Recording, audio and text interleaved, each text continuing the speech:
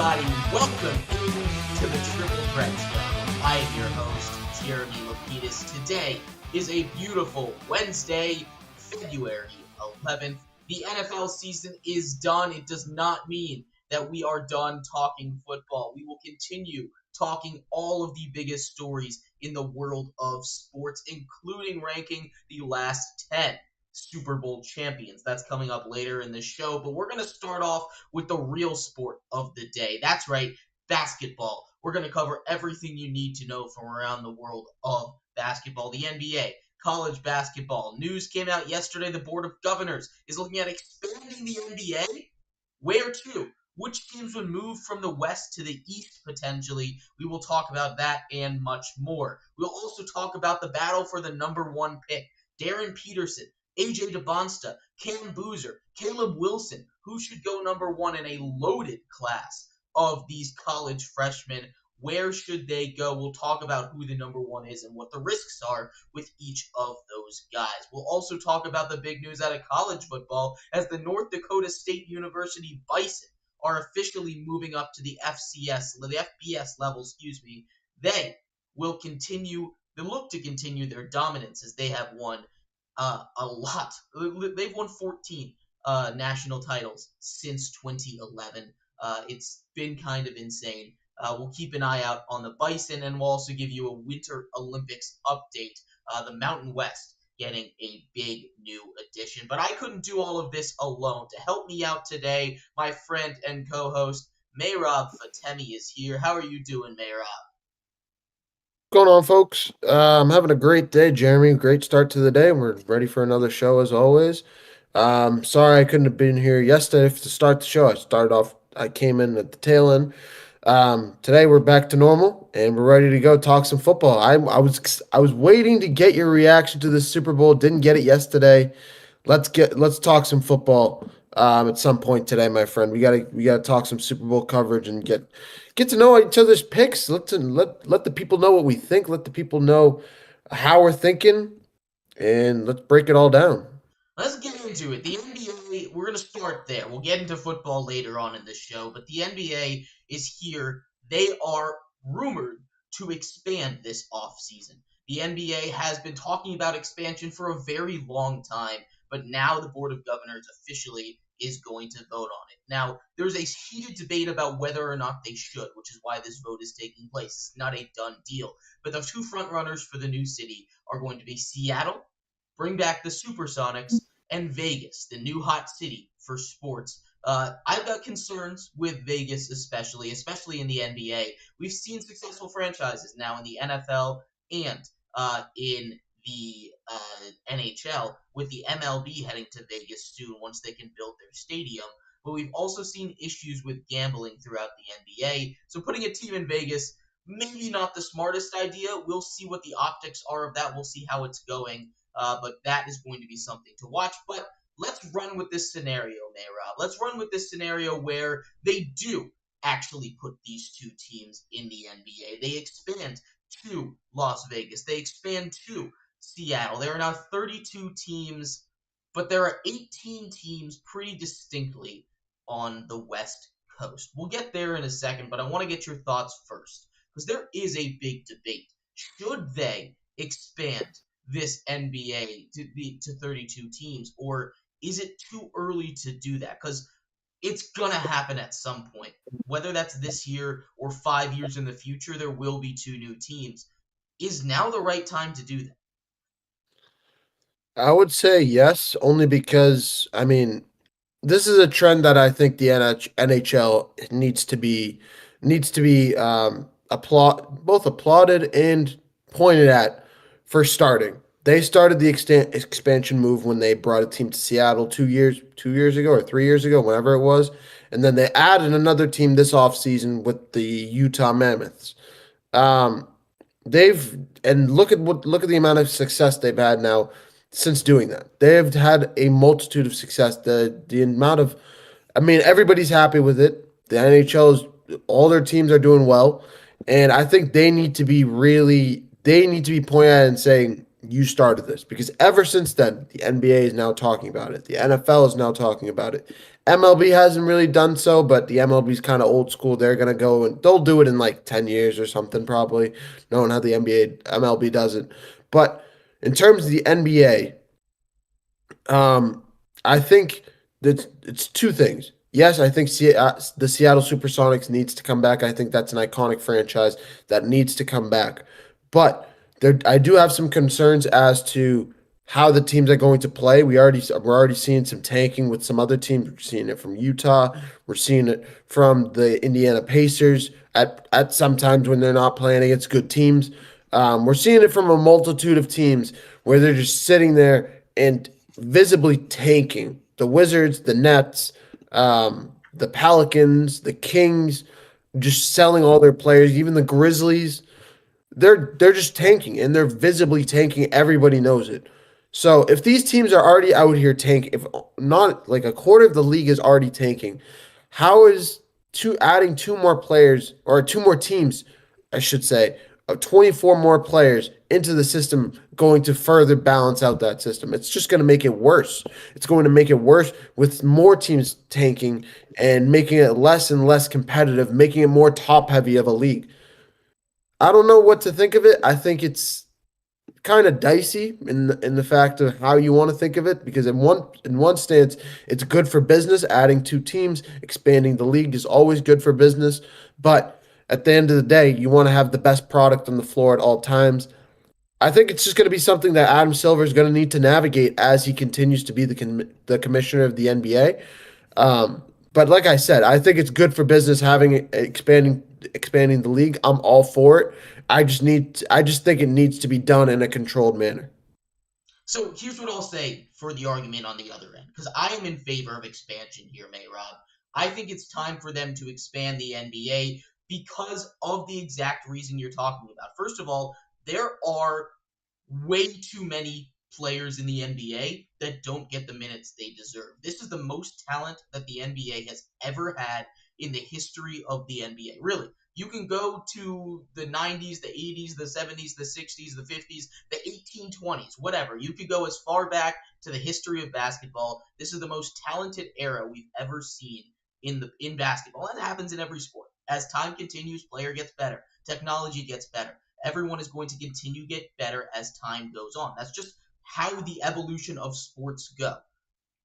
But as you can see, there are less and less competitive teams. And you framing it in a way where adding 24 new players, adding 30 new players is going to take that away. But I think it's going to add to the teams that are trying to compete. One of the arguments that I think is the best for this is you look at the 90s here and you see tanking's not really a huge issue. It obviously happens. Tanking's always going to happen, especially when there's a big prize, right? When there is a big prize like this year, there are four huge names that a lot of teams are going to be very happy to get. That's why it's been such an issue this year because the Wizards and the Jazz are saying if we get one of these guys, if we get Darren Peterson, if we get AJ DeBonsta, if we get Cam Boozer, if we get Caleb Wilson, we can be contenders next year because it's so hard to be contenders. You see them loading up. Most teams in this situation in the past, even 10 years ago, if they were bad, they would go and they would get Kyrie Irving, for instance, and they'd say, okay,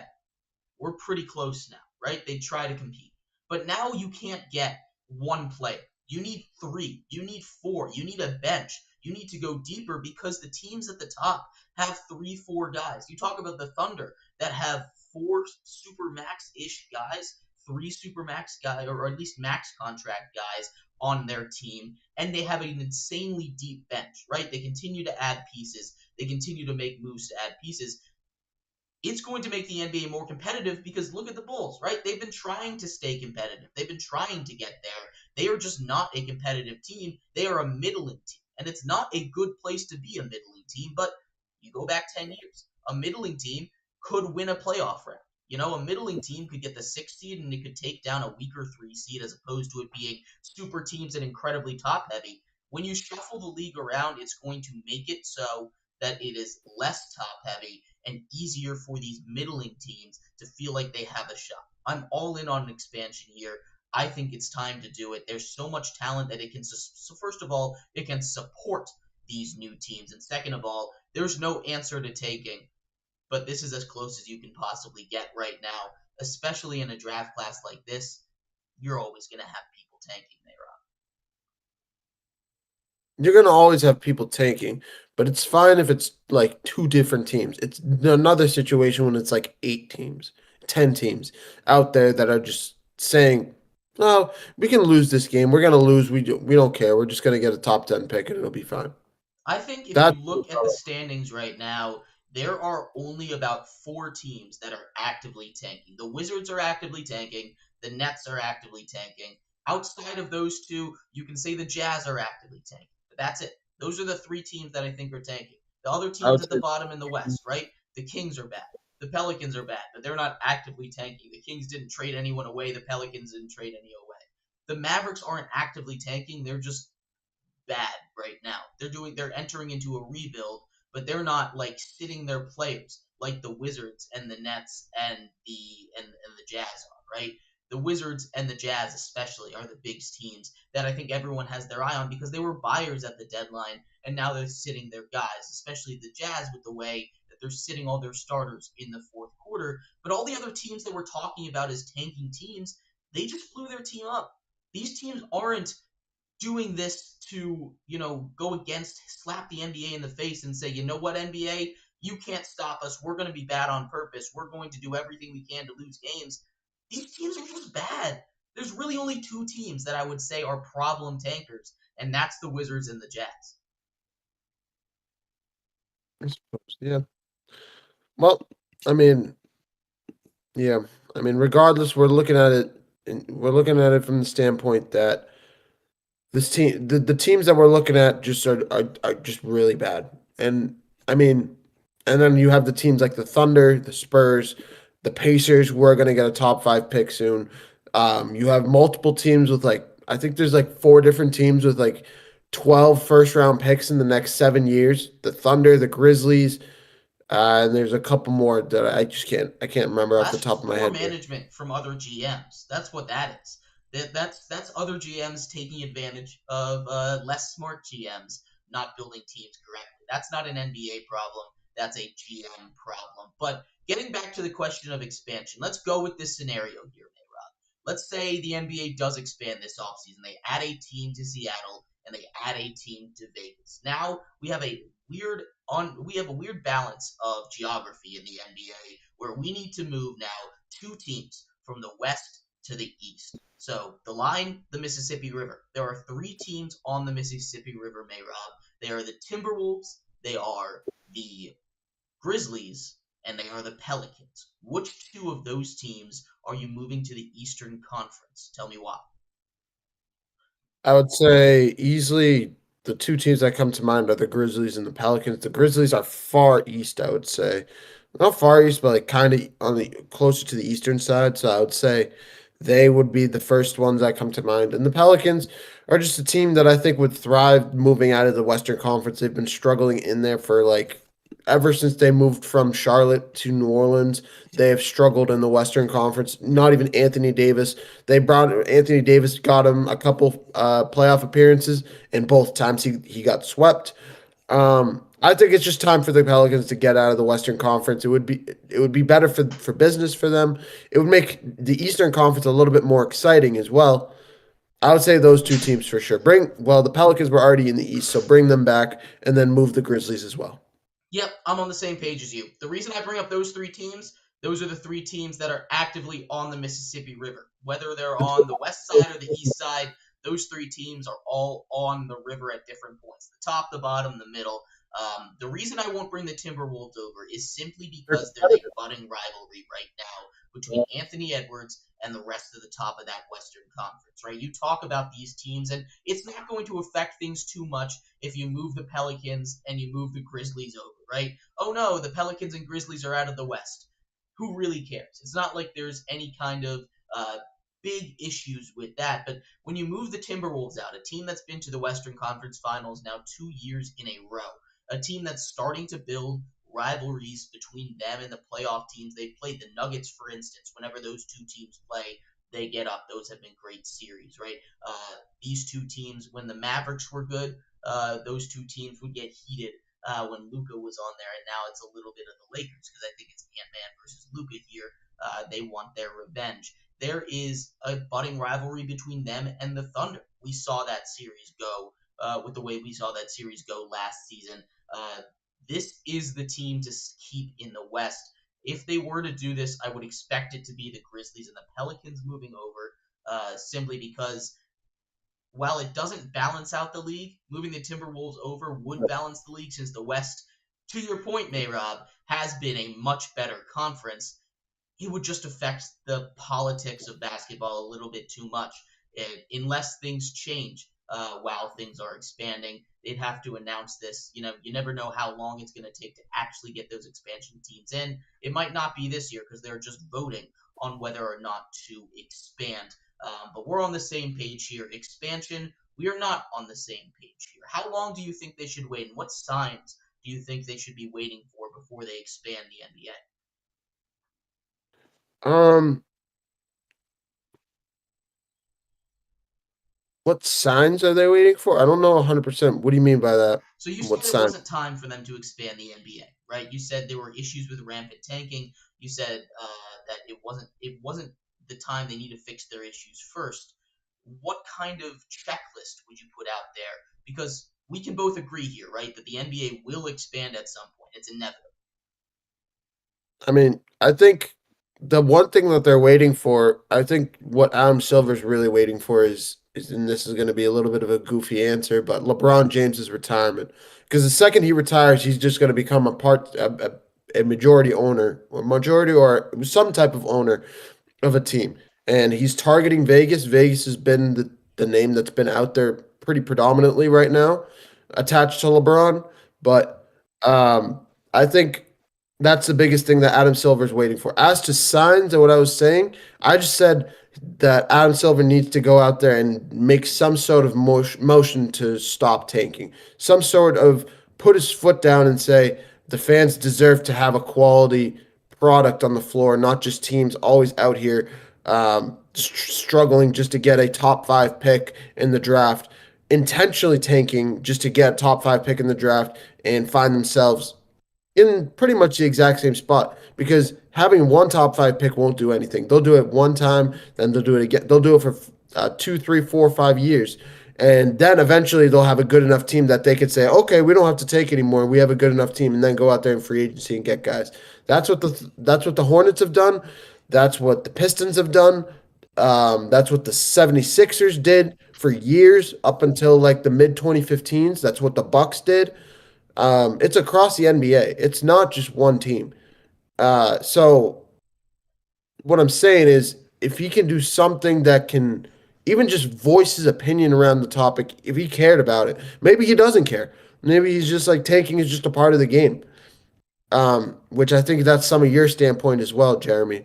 But I don't think it should affect expansion too much. I think the more important thing is they're waiting for LeBron to retire so that he can just go right in and file a bid for the new team that's going to be coming to Vegas and find himself an owner of that team. Fascinating. I love that answer. That's something to keep an eye on. But let's keep with this draft talk here because we kind of touched on it a little bit. This is the one of the most stacked draft classes that I can remember. First of all, you have all of these incredibly talented freshmen. I'm just going to focus on the first four, but there's even more. Keith Wagler from Illinois and a whole bunch of other guys that are going to go up there that aren't even freshmen. You talk about the point guard from Purdue, probably going to go pretty high. There's a lot of pretty great players in this draft class, but let's talk about the number one overall pick because there are teams that are going hard for it right now for good reason. Darren Peterson looks like one of the better prospects we've seen in a pretty long time. Now, he's not the best we've seen in a long time, but he's up there, right? He's up there in the conversations with your Cooper Flags. He's up there in the conversations with these top picks that we've seen for really the last couple years. But he's not the only one. In this class, there's a bunch of guys that can go one. It's not a clear 1-1 like it's been in the past. Boozer from Kansas, Cam Boozer. AJ DeBonsta is really the biggest competition, it seems, for Darren Peterson at number one overall from BYU, and Caleb Wilson out of UNC. these four players seem to be battling for the top spots. Caleb Wilson kind of falling a little bit more towards the back of the pack here, but even still, he is going to be a top 5 pick in the NBA. Darren Peterson, in my opinion, is clearly the best player. I think you compare him to AJ DeBonsta, and the most clear thing you can see is when they played each other. These two teams went at it. BYU played Kansas. Darren Peterson made a point to attack AJ DeBonsta, and he won every single one of those matchups. He humbled him. Now, Kansas still won that game, and they won it big. Darren Peterson was a huge reason why they were able to win that game. DeBonsta played great. He's a great basketball player. I don't think anyone is going to doubt that. But Darren Peterson looks like a much better player. The issue is he's hurt all the time, and you don't want to spend a guy that's hurt. You also want to get a guy that's not. You don't necessarily want to get a guy, Mehrob, that seemingly doesn't want to play right now. He's just here to cash a check and move on to the NBA, which in a lot of circumstances would be fine, but he is not bought into that Kansas program, and this is a great Jayhawks team. You don't need a guy to be you don't need a guy to be that to be that number one option when he's not there on the team. You want a guy that you can count on. You want a guy that you can go to and be that number one pick. Know that these teams like the Wizards, like the Jazz, that are tanking to get these guys can be the one that you rely on, can be the one that you bring it to. So, Mehrob, my question for you, who is the number one pick, and how concerned are you if you're a team that's picking one about these issues that have popped up around Darren Peterson? I think the concerns around Darren Peterson are valid for the number one overall pick. I mean, from a talent perspective, he's phenomenal. With his size, his ability to make shots, his playmaking, his physicality around the rim, his rebounding, his shooting is, excuse me, through the roof. He's a 43% three-point shooter. He's a monster. 6'6". He's a beast. Playing like a guard, is a small forward playing like a guard. Excuse me. But no, it's valid your concerns with him. If this is just a guy that is out here looking like he's just going game to game, trying to cash a check, trying to cash some NIL money, trying to wait till his shot against in the NBA, that is not the type of attitude, I'm being really honest, that you want as the number one overall pick. If you're the number one overall pick that a team is going to cash in on, you need to be a guy. He just doesn't fit the mold of, in terms of attitude wise, of what you'd want on your team to lead your team into the next generation, because that's, at the end of the day, that's what a number one overall pick is. It's not supposed to be just another guy that sits on your bench or a number two option. He's supposed to be the number one option. He's supposed to be one of the best players on your team, if not the best player on your team. So what I'm saying is, Darren Peterson kind of needs to chip up, and he does still have some time. The March Madness hasn't started. March Madness is kind of how you can sometimes gloss over your regular season in college basketball with your performance and your attitude in the March Madness tournament, in the NCAA tournament. So I'm excited to see how that goes out, because Kansas is a great team. They're probably going to be one of the top 3 seeds in that tournament when it's all said and done. But I would be lying if I wasn't worried in any fashion. I am a little bit worried about it for sure. Lots of stuff to keep your eye on for the NBA and for college basketball as we work our way towards the tournament in March. We will keep you updated with everything that you need to know, but we did promise you a little bit of football talk. I know Mehrob has been waiting on this. I've put together a list here of the top 10 NFL Super Bowl champions from the last 10 seasons. How high do the Seahawks rank? Are they going to be the best team that we've seen from the last decade to raise the Lombardi Trophy? I'll start off all the way down at number 10. So the winners here that we will go through have started at the bottom. So again, from the last 10 years, that dates all the way back to the 2018 Patriots, or excuse me, the 2016 Patriots. I apologize. The 2016 Patriots are going to be the oldest team on this list. So let's start off at number 10. We're putting the 2023 Chiefs. This Chiefs dynasty has been incredible. They barely squeaked by the 49ers in overtime here in the Super Bowl. They were the second of their back-to-back Super Bowl championships, but this team just did not have an offense until the playoffs. They were headlined by their defense. Chris Jones, Trent McDuffie both made the All-Pro team. They only went 11-6 in the regular season. This is the worst record over the last 10 years in this to win a Super Bowl, but Patrick Mahomes can do Patrick Mahomes things. None of these teams are bad. I will preface this, but the 2023 Chiefs, I will say, the worst one to win a Super Bowl. Followed closely by the 2018 Patriots. This is the last Tom Brady Patriots Super Bowl, but 13-3 win over the Jared Goff Rams. This was widely considered to be one of the more boring Super Bowls, but that's because that defense was so good. Now, if you look at the points for, they were the seventh best defense, the fourth best offense overall. They only had one All-Pro, Stephon Gilmore, but Tom Brady able to power that team to a Super Bowl where they were able to win. This was the time when people were saying that they were done, but Tom Brady said they were still here. There's a reason people were saying they were done. This is a Patriots team that just did not stack up to the rest of the Patriots dynasty. 2020, another Tom Brady team, the Buccaneers. This is the last Tom Brady run. This team was just really solid. There wasn't a player that stuck out on this roster. It was an older roster. It's a roster that was filled with a lot of guys that had one more shot, right? Tom Brady comes back, goes and plays for the Buccaneers. You have John Gronkowski coming back out of retirement. You have a lot of great defenders coming back and coming in. The third-ranked offense overall. No All-Pros on this team, surprisingly. No first-team All-Pros, but a lot of great players, a bunch of Pro Bowlers. This is a team that deserves a lot of love. 11-5 in the regular season.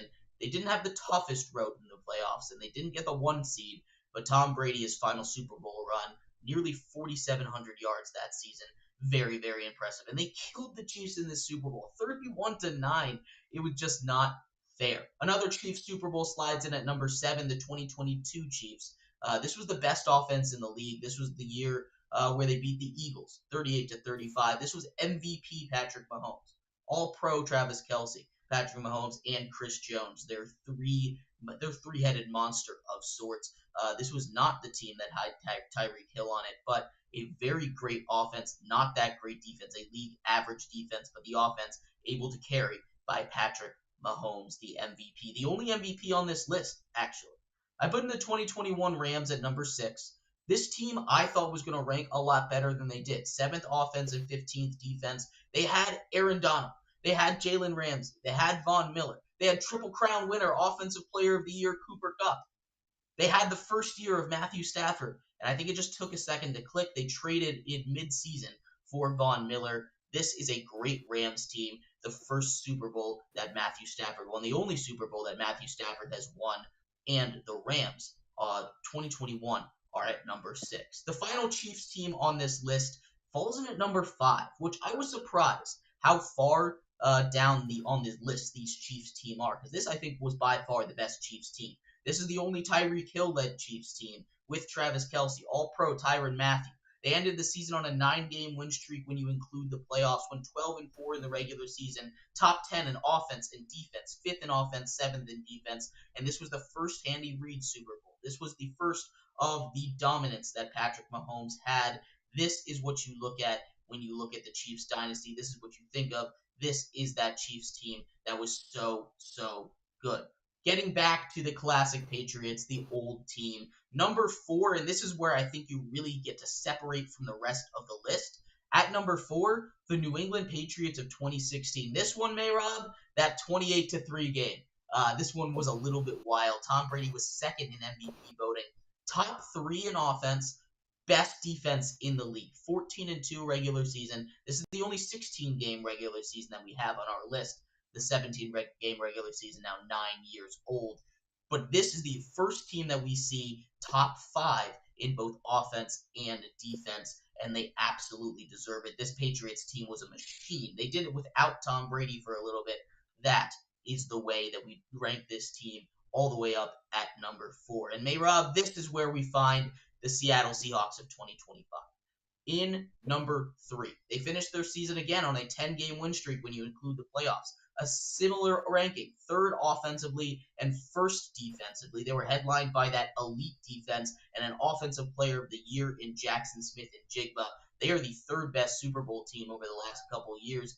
I understand the look here, but there are a couple teams that I'm putting ahead of them. First of all, these two Eagles teams were so good.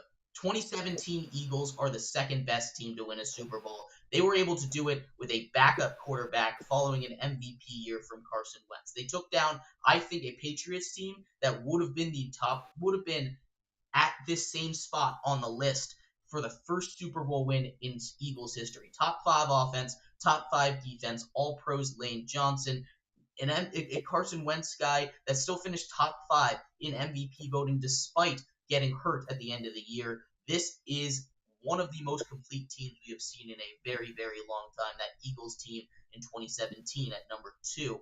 And at number 1, it's 2024 Eagles. That team is the best one that we've seen. Offensive Player of the Year, Saquon Barkley. One of the best offensive seasons that we have seen in our entire lifetimes. Over 2,000 rushing yards total. He breaks the rushing record if you include the playoffs. They only lost one game after week 5, and that's when Jalen Hurts got hurt. They dominated the playoff competition. I understand it wasn't the hardest, but they dominated them. There wasn't a game that was super close. Even the one against the Rams, they were up comfortably. The Rams had to mount a pretty crazy comeback to even be close in that one, and they finished it with a 40-22 rout of the Chiefs in the Super Bowl. Again, Saquon Barkley headlining them. Zach Bond, headlining them on defense. Top 5 in offense, top 5 in defense, 14-3 overall record. This is an Eagles team that I would put up against just about any team with how good that defense was playing at all 3 levels. The way that A.J. Brown and Devonta Smith and Jalen Hurts was playing down the stretch, with Kellen Moore calling offensive plays, with Saquon Barkley in the backfield being fully healthy. This Eagles team was the best Super Bowl winner of the last 10 seasons. This Seahawks team is very good. It's 3 for a reason. All of these teams won a Super Bowl because they're great teams. But if I had to rank them here, I'm putting the Eagles, Seahawks as my top 3 teams from the last 10 seasons.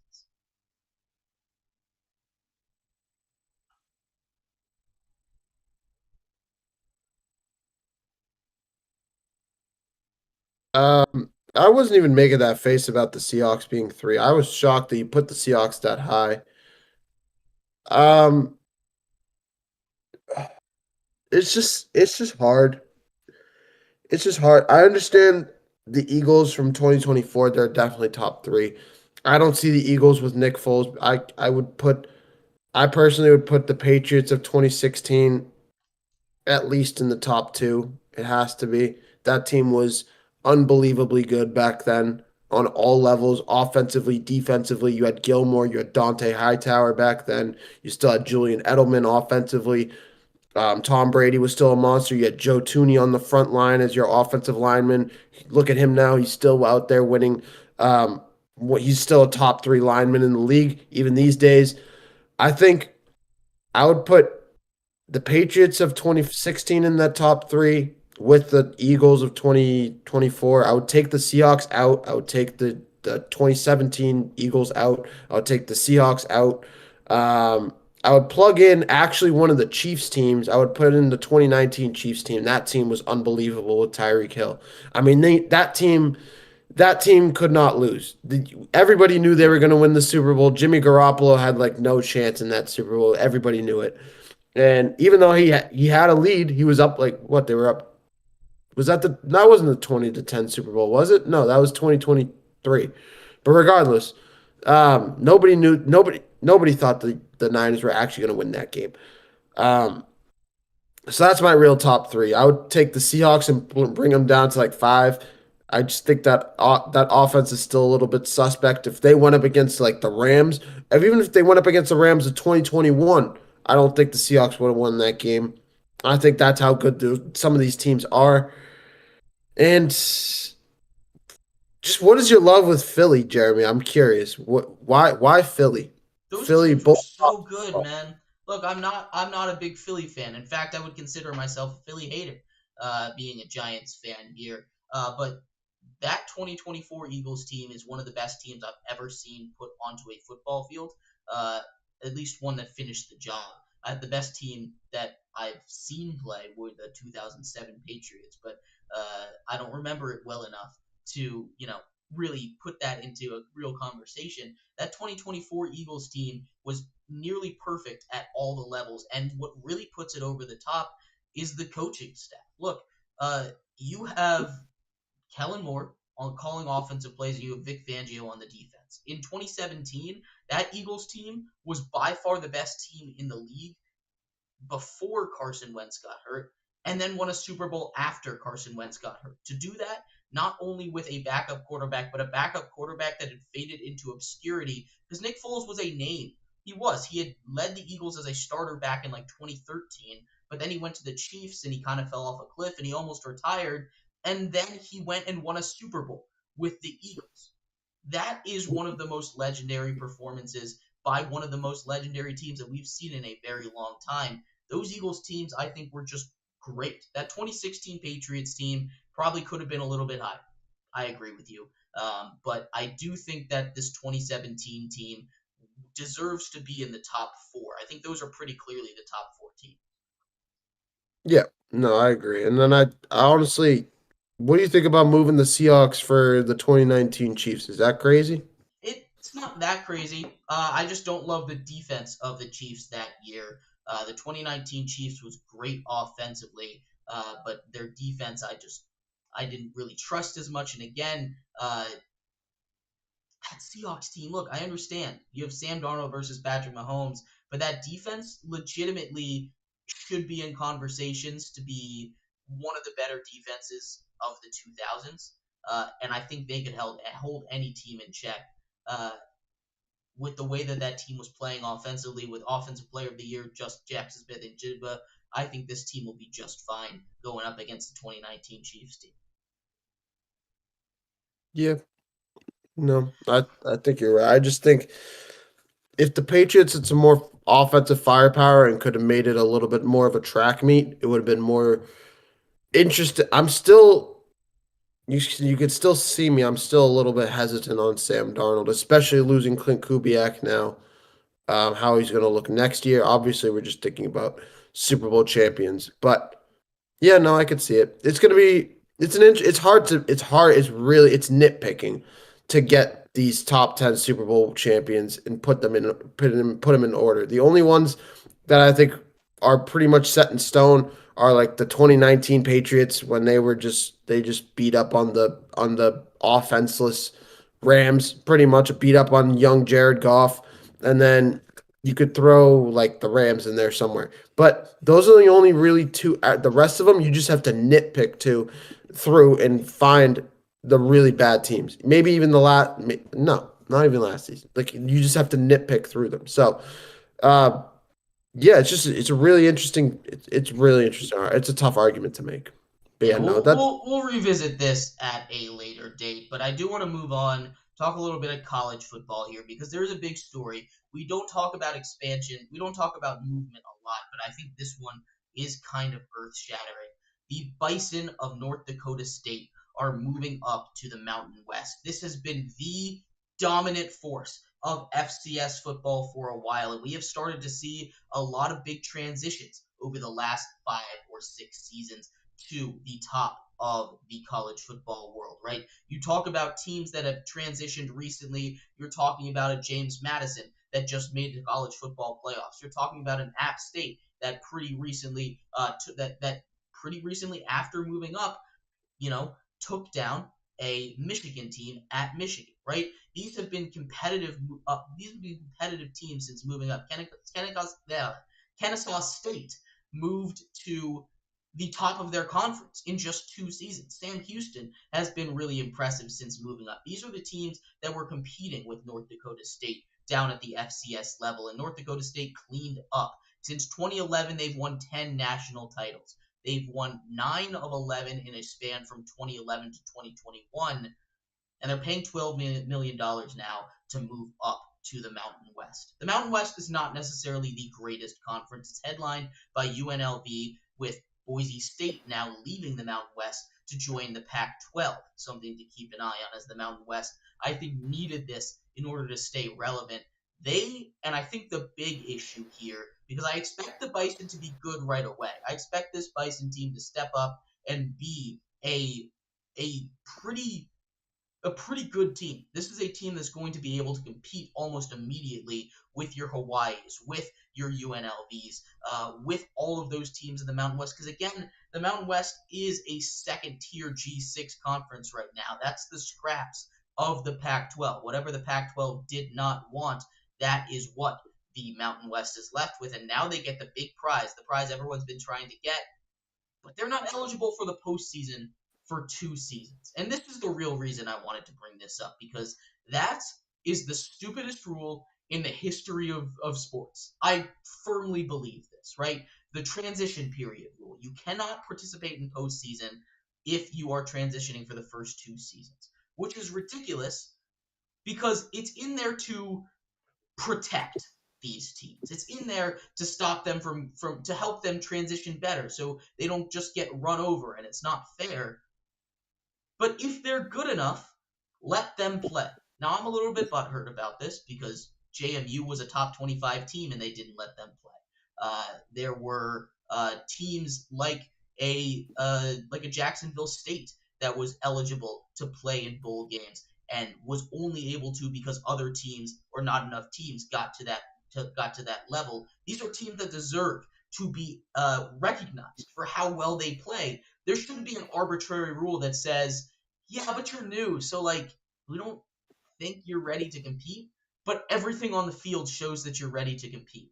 I think this is the dumbest rule in all of sports, and I think the Bison are going to challenge it yet again. I expect them to win at least 8 games. I wouldn't be surprised if they won the Mountain West this year with the way that it's looking. I think it's going to be between them and UNLV at the top. Maybe you throw in New Mexico, but I think they're better than New Mexico. This is a great team, and people are going to see that the Bison are no joke, and hopefully the NCAA can change their rules at a time when they're starting to get a little bit more love because they're not letting NBA players play in college basketball right Yes, I agree. No, the fact that there's a 2 year grace period just because there is just to be just to they're thinking like it's supposed to help these teams. It makes no sense. I'm right there with you. I think NDSU deserves to be in the FCS. They've been a powerhouse in the FBS for a while now. They continue to tear it up over there. It's time for them to move up to the big leagues, moving up to the Mountain West. Yes, it's going to be tough, but they are moving to a conference where some of the competition isn't it's not the hardest, but it's a good place to start. A good place with Boise State, with Colorado. Colorado State, of course, will always be there. Um, there's a great group of teams over there that they can compete against. They can get a good feel of what the FCS level is going to be. Give them a few years, and we can reevaluate how the move went. But for now, I think it's a great move. It's a great move for college football. And might I say, if you need to move a team back down to FBS, look no further than UMass Amherst. They need to get out of FCS ASAP, quick, fast, and in a hurry. Please get them out of there. now. Hey, the Get them MAC, the MAC is their calling, and the MAC is where they'll stay. They'll figure it out maybe eventually soon, but it's going to be a really interesting transition to watch. I think that, I mean, with the success that we've seen of these teams moving up, this is not going to be an issue moving soon. Again, UNLV is probably their biggest competition, maybe Hawaii, after all of those teams migrated out of the Mountain West this year and into the Pac-12. Boise State, really any team that ends in state now in the Pac-12. That's what they were targeting. But it should be a really interesting storyline to watch, and I'm really excited for the Bison. I think that they are going to prove to people that, I mean, the difference between these levels is not as much as people think, right? The difference between the Power Four and the top of the Group of Six is not as big as people think. The difference between the bottom of the of the group of six and the top of the FCS is not as big as people think. It is not like that. There's not like huge gaps, and there are gaps, absolutely, but there aren't huge gaps where it's going to be completely unfair or a safety hazard, as some people say. But it is definitely time for this team to move up. It's been time for this team to move up. There's nothing more for them to accomplish down at the FCS level. They deserve a lot of respect, and I'm cheering on the Bison. I'm expecting to see a lot of success up in North Dakota at the Fargo Dome. An electric place, actually. I don't know if you've seen any videos from it, Mehrob, but those places, when that home team gets pumping, they get their fire going in the stadium, their little pyrokinetics. Woo! The Fargo Dome gets going. I think that's going to be one of the toughest places to play in all of college football. So I'm excited to see what that looks like at the next level, what that looks like when maybe Hawaii comes in all the way to snowy, cold, freezing Fargo or North Dakota, and they're greeted into that Fargo Dome with a crowd of probably about 30 to 40,000 people absolutely screaming their lungs out. I'm excited for what that matchup might look like. It's going to be a lot of fun in college football this year. But I do want to close the show out, as we will all Winter Olympics long, talking about the Olympics, of course. This is once every 4 years. The Winter Olympics in Italy, Milan, Cortana, a bunch of different places around the world. But let's take a look at the medal count. We did this yesterday, and the U.S. had 2 golds. They got 5 medals yesterday. No golds. They're still at that table spot with 7 total medals. 2 golds, 3 silvers, and 2 bronze medals. They were able to take home bronze medals in alpine skiing. They were able to take home a silver medal in curling, losing 6-5 in the mixed doubles to Sweden. They were able to take down a bronze medal in luge, and they were able to take a silver medal, another bronze medal, another silver medal in the short track. Also a huge one, a big one for the U.S. They beat Canada 5-0 in ice hockey the other day. 5-0 in ice hockey. They dominated Canada. This has been a battle. This is in the women's ice hockey, but this has been a battle between these teams every single year. But now the U.S. looks to have a pretty large advantage. They were just ahead from the beginning. They scored very quickly out of the gate, and Canada never really stood a chance. Today, the men's Super G, it looks like the U.S. already grabbed another silver medal in that one for today. As we look to the future, the men's tournament for curling, we just finished the mixed doubles. That kicks off today. The U.S. takes on Czechia. In figure skating, the medal rounds are here. We will keep an eye out for ice dancing. That's where we expect the U.S. to clean up. 2 more medals as well in women's mogul, where the U.S. took gold and silver as well already today. Keep an eye out on that. We will watch our skiers continue to dominate. Outside of that, more luge runs. Women's doubles and men's doubles today at 11 and 11:50. 2 people on the sled. Always a fun thing to watch as they go down the hill. We had Nordic combined today. Lots of long skiing. We get to see some more half pipe. The qualifiers for half pipe are today. Men's and women's are today, so make sure you keep an eye on that. And one of my favorite events, speed skating. The medal rounds for men's 1,000 meter speed skating is today at 12:30. We will keep an eye on everything, keep you updated on the Olympics here. But Mehrob, what is one event that you're looking forward to see the U.S. compete in today? Oh, you're saying seeing what the U.S. are? It doesn't I'm have to just be the U.S., just anything in general. oh, okay. Anything in general, Jeremy? We got hockey today. We got world preliminary hockey today. We got Slovakia taking on Finland, and we got Sweden versus Italy at 3 o'clock. Those are the 2 games I'm going to be keeping my eye on. I'm excited to see some. We're finally back in some hockey realm. Hockey's starting to come back. I know the U.S. is on tomorrow. I think against Latvia. I think it's tomorrow. But we got men's ice hockey starting again, so we get to actually watch and hang out and watch some of that. As for the U.S., I would love. I always am a big luge guy. If I had to throw something on in the background while I'm doing some work, probably going to be the luge. Probably going to be the ski jumping as well as the snowboarding, which is always going to be fun. We have some more half pipe work there. That's always going to be fun to see. But the biggest thing for the day for me has to be men's ice hockey. I'm very excited to see it. Is going to be a good one. The U.S. continues to try and climb back up the leaderboards in the Olympics. Hopefully, we can grab a couple more medals today. We will keep an eye on it. But thank you, everybody, so much for tuning in to today's episode of the Triple Threat Show. We have been your hosts, Jeremy Lapidus and Mehrob Fatemi. We will be back tomorrow covering all of the biggest stories from around the world of sports. Make sure you tune in then. Check us out everywhere that you get your social media. That's on YouTube at Triple Threat Show, on Twitch at 3 Threat Show, Instagram at the Triple Threat Show _, and on TikTok at the _Triple Threat Show. We're also everywhere you get your podcasts. Check us out there. We'll see you tomorrow.